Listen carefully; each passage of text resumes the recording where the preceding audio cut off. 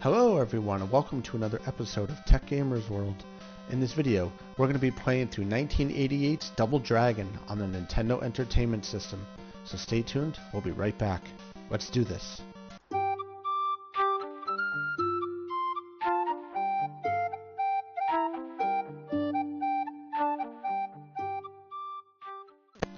Okay everyone, welcome back. Here we are playing Double Dragon on the Nintendo Entertainment System. This was originally made by Tradewest in 1988. So we're going to select Mode A, one player. So Double Dragon is a very popular game on the Nintendo systems and is a really awesome series of games. So admittedly, Double Dragon 1, which is this game, I'm going to say is the worst game of all of them, and for a couple of reasons. So, Double Dragon 1 was first made in 1988 for the Nintendo Entertainment System. Prior to that, Double Dragon was actually an arcade game, and if you ever went to the arcades in the 80s and early 90s, Double Dragon, the arcade game, was pretty much in almost any arcade you ever went to, and it was an amazing game. Then came 1988's Nintendo version, and needless to say, this game has a significant number of problems with it, some of which could have been not a problem had it been done properly. Others were just a limitation of the time. So let's start with the graphics. So the graphics in the NES version of Double Dragon were a disappointment from the and a far cry from the arcade version that everyone knew and loved. And when people saw this game, they were kind of like, what the heck is this? Now, the graphics were a limitation of the processing power and memory available on the Nintendo. So, you know, there wasn't a whole lot that could be done about that, because remember, at the time, the Nintendo Entertainment System was just an 8-bit system with very low processing power and memory. When you look at an arcade game of the time, the graphics were much better, the sound was much richer. Why was that? Well, arcade systems had dedicated processors for video, for sound, stuff like that. Nintendo, not so much. So that's why you typically saw a lot of arcade games with a lot better graphics and audio quality. So here's the boss for Mission 1. Just beat up on this guy here.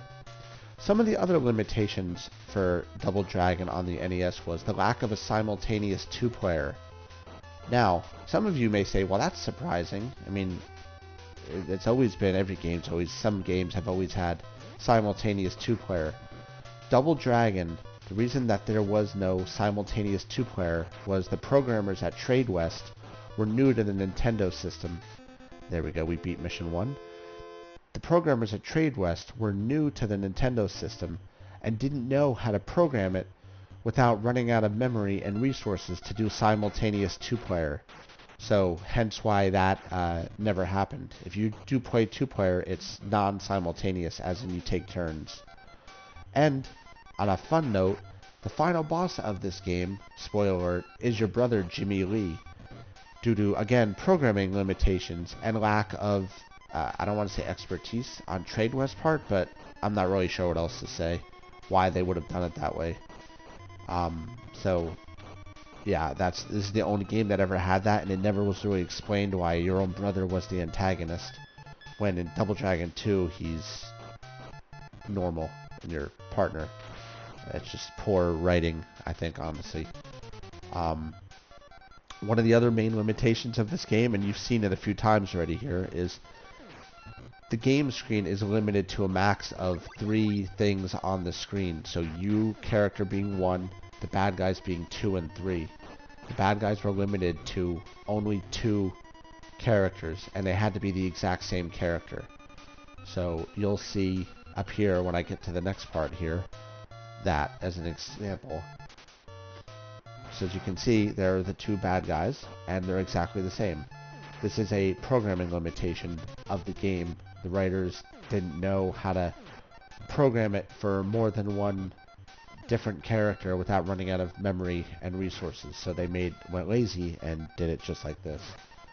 But, I mean, it is what it is. Double Dragon 2 fixed a lot of the issues that existed, mainly because of the developer problems. So, from a programming point of view, you can make not powerful systems do a heck of a lot of things if you know how to code it properly. That was one of the limitations for this game, and rightfully so. I mean, we're going to give Trade West credit.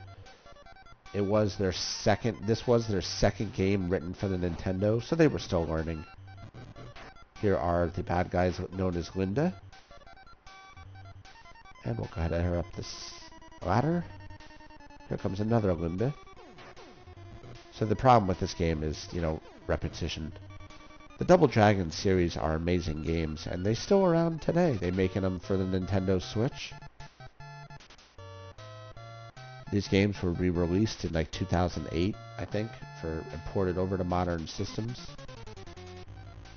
Here is the boss of Mission 2. So this game, pretty repetitive, like most Double Dragon games. Differences between this game and Double Dragon 2 is you don't start out with all your skills. You have to learn them as you go. So you see the hearts down on the bottom. As the hearts grow, every time you get to 1,000 points, it recycles and you get a new heart. We beat Mission 2. So at first you can't jump and kick. You don't do uppercuts, stuff like that.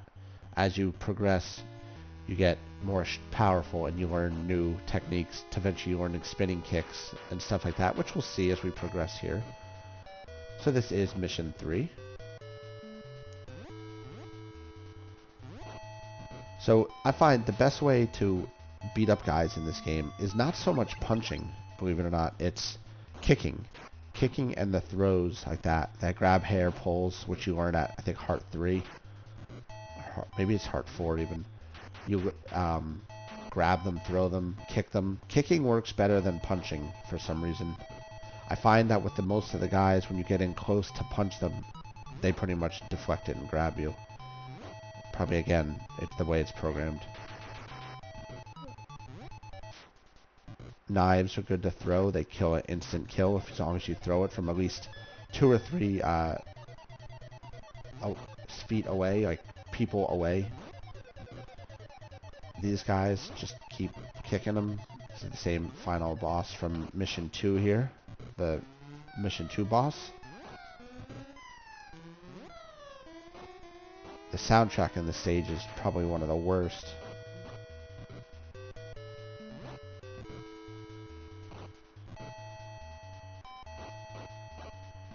And just keep on beating them up.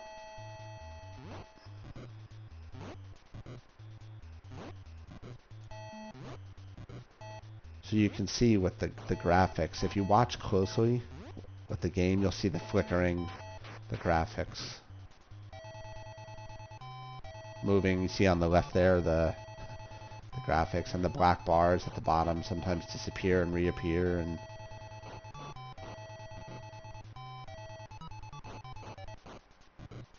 so a little, technological history lesson here about, resource utilization on old systems.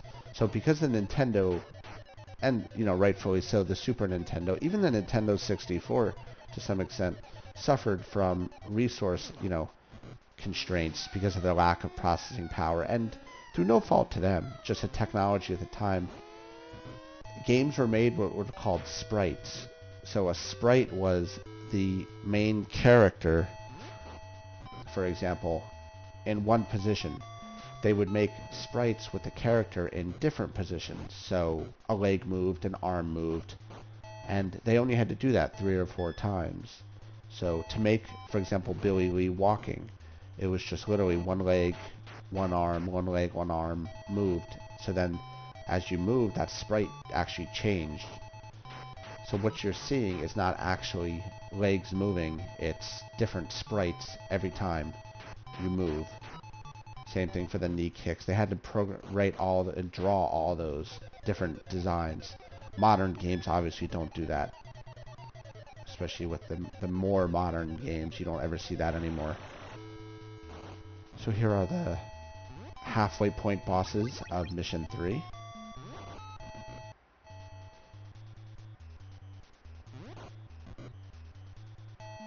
These guys, nice way to beat them is just to keep doing drop kicks on them. So one thing about this game you have to watch is your time limit. You see, you'll see that as it counts down, it'll eventually run out, and then you'll have to restart the stage over. But the fortunate part is when you change to different spots in the mission, that timer resets. So does your health bar there. So you'll see when I beat these guys here. So very important at this part in the game, once you beat these guys, you have to go inside of the cave, the first cave entrance on the left. Do not keep going. You can keep going, and the stage will essentially do like a reset. They don't actually tell you to go in there. You have to kind of figure it out on your own. There we go. So let's go ahead here and go in the first one.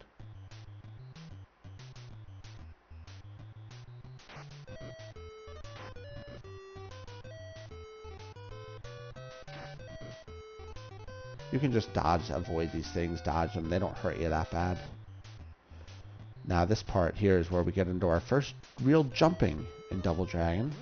So you got to jump onto this platform. Jump onto the next one, just like that. And then if you jump it right, you can reach all the way to the other edge. Just like that. And then we got to keep on moving here.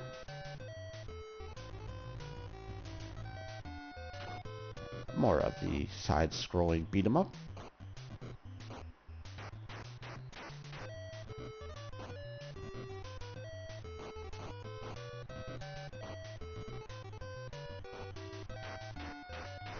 Do some throws.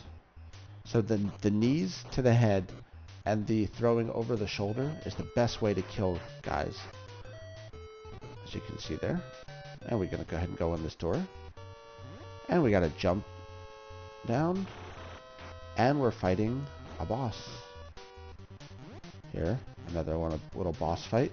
Mission 3 has a lot of boss fights. Gets harder, considerably harder. This guy is like the Hulk for some reason.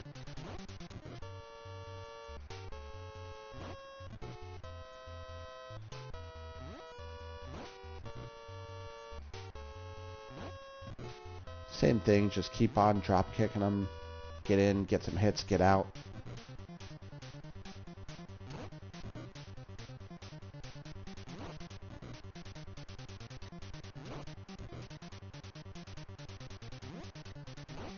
He's not hard to kill. There we go. And here comes number 2.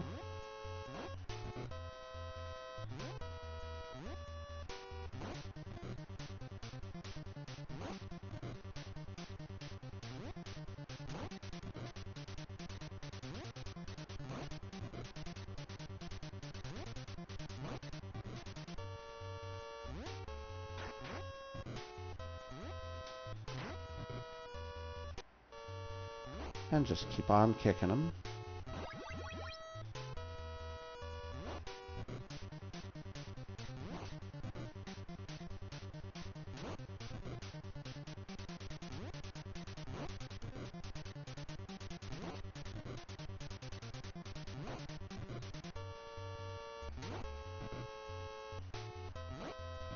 There we go. Alright, moving into the next part here. So you can avoid most of the enemies in this part here, because of the limitations of the game with the programming. They only can go so far. So you just follow along these paths. And now once the other characters up at the top come off the screen, new ones can appear. So I think we can get in here without having to kill these guys. Let's see. Okay, maybe not. Door's blocked. Alright, well, let's take care of these guys.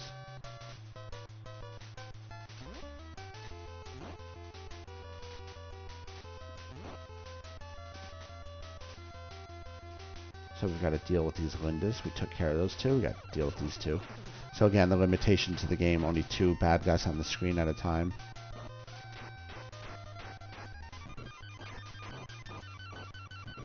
There we go. And the door opened at the bottom.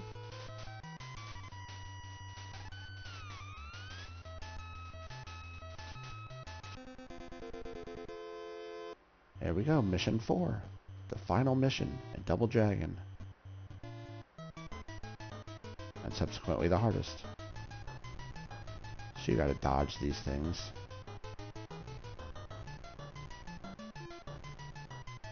So you watch the pattern.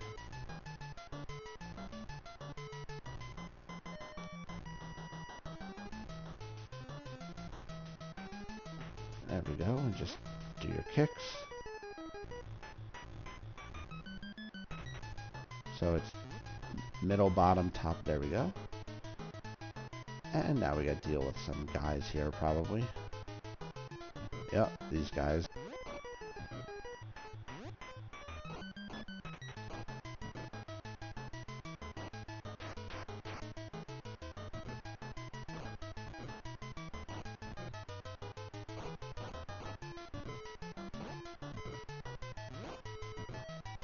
Just keep jump kicking these guys. Trying to prevent them from using their knives on you. So there's 9 of these guys here, I believe.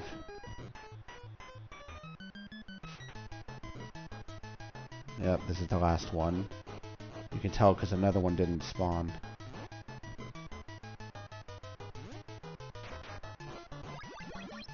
So as you can see, we just got another heart, so now we've learned the spinning jump kick. So this guy here, you can avoid. Just climb up this rock wall and continue on.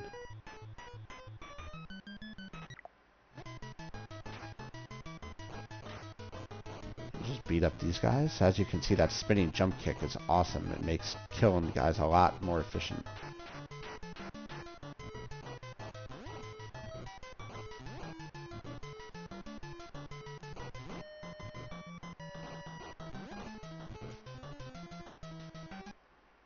There we go. So now on to this part. Getting towards the end here. Gotta deal with these guys that come out of these doors. You can avoid most of them here.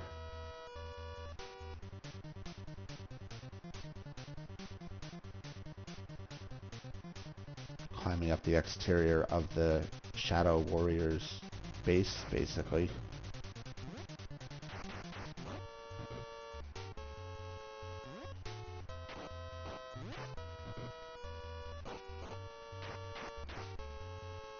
Nice throw there.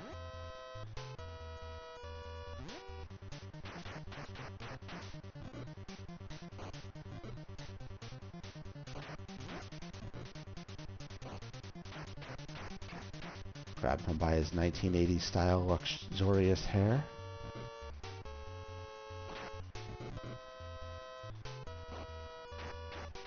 And send him flying to his death. Here comes another one.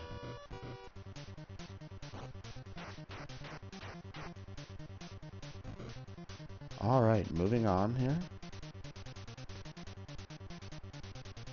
So we gotta jump to that moving platform.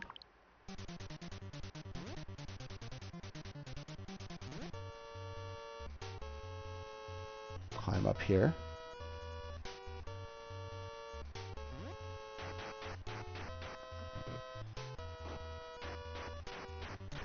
Take care of that guy. Jump onto here. Ignoring the other guy. Continuing our climb.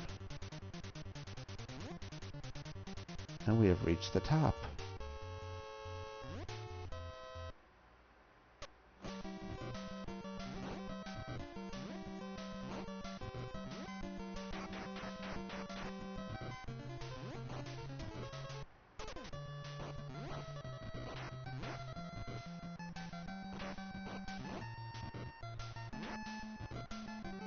Just continuing to beat up on these guys.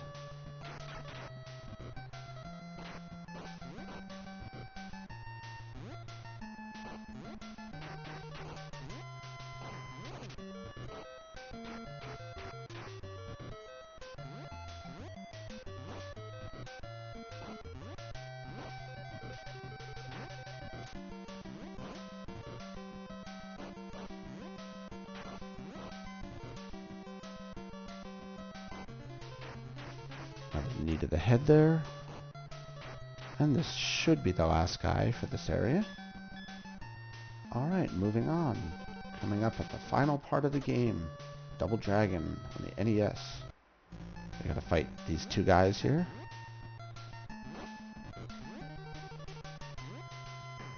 So at this point in the game, you pretty much fight like one or two of every bad guy that you faced throughout the game. But it becomes a little bit easier now because you have that spinning jump kick and you've done this enough times. So I just like to do it with these guys, again, just the same jump kicks, drop kicks in the air, I guess they call them. Just keep, you get them into a pattern just like this. Just keep beating up on them.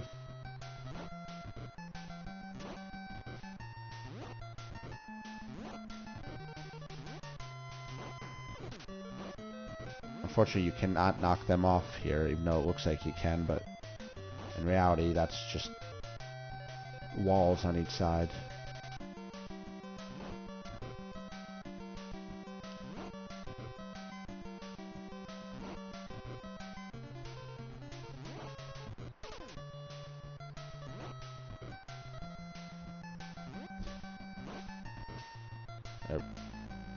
Next up, these guys.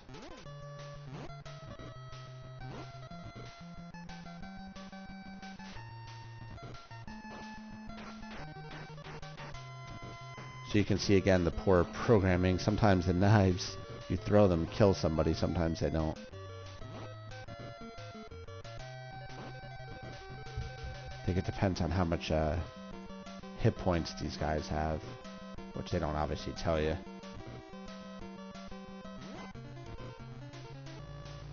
Here's Linda's, iconic in Double Dragon.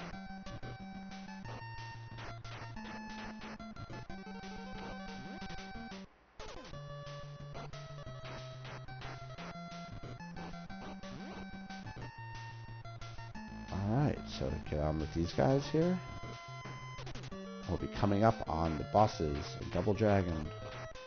Here we go. So this is boss 1. This is Willy. He has a gun, so you have to be very careful. The trick to beating him is just to keep grabbing him. Grab him by his hair, knee him, and throw him. Or do the drop kicks, the spinning jump kicks. You do the throwing a couple times, he's dead. Here is the final boss, your brother, Jimmy Lee. Just basic beat 'em up.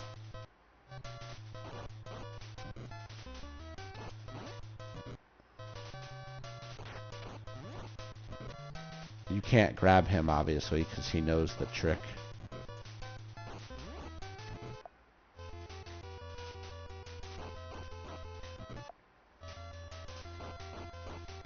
Just keep wailing on him. That's all I do. He's weak against kicks. Don't try and punch him. It doesn't work very well.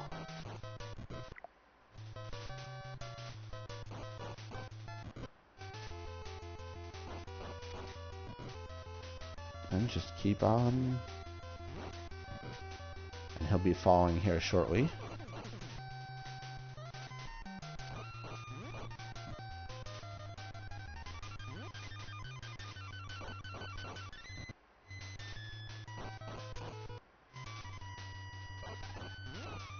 And let's see, probably one more time.